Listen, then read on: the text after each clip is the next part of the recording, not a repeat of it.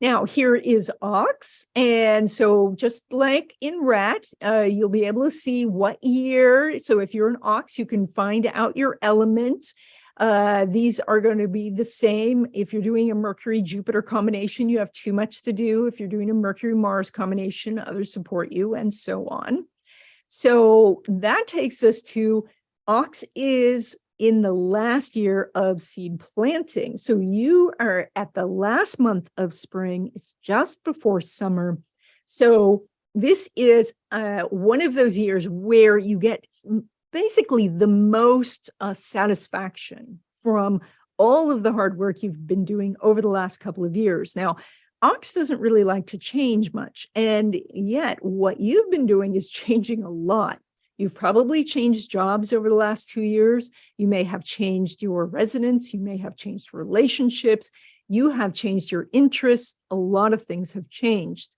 And so that said, now you can start to see the results of that change. Now, if for some reason you have resisted the changes and you haven't made changes over the last 2 years, this year you're going to change a lot because this is your last year of seed planting.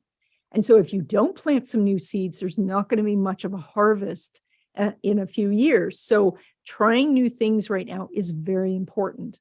But if you have already made some changes, this is great. Now you can start to see where you're getting results. And so you're going to see opportunities and things come from some of the changes you made. Now, this is a very busy time still. Of the 3 seed planting years, this is probably the least busy because most of the seeds are in the ground right now. You have new friends and connections you're going to get. This is the beginnings of success. As I mentioned, you probably have a new job, new home, new love, and the seeds you've already planted, those connections can get more serious.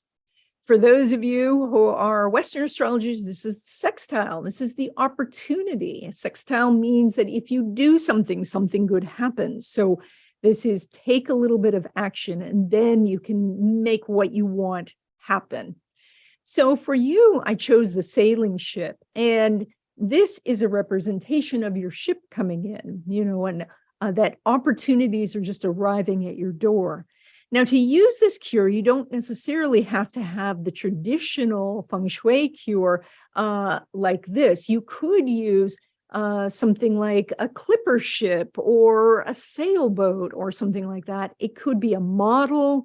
It could be a picture. It could be, something you embroidered. It doesn't have to be in a certain material.